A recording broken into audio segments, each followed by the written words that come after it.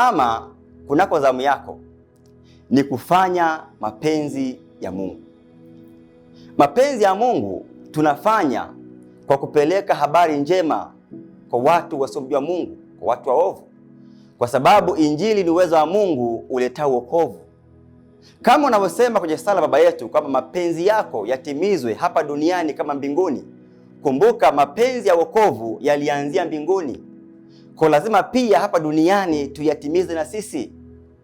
Kwa kufanya mapenzi ya Mungu ni kupeleka habari njema kwa waovu, ili wale waovu wafikie toba, walevi wabadilishwe nia zao, wazinzi wabadilishwe nia zao, wachawi, waganga, wakuu wa mila, wanasiasa, mafisadi, wauaji, walawiti, mashoga, na watu ambao wamepotoka, lazima tuwapelekee injili ili Mungu akawabadilishe na wakamlingane yeye katika jina la Yesu Kristo.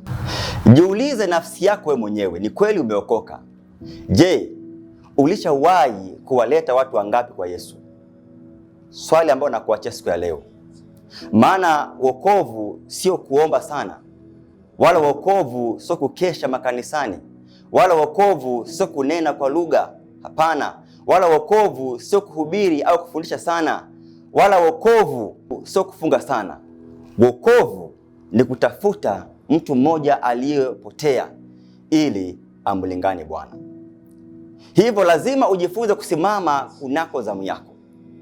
Ukitaka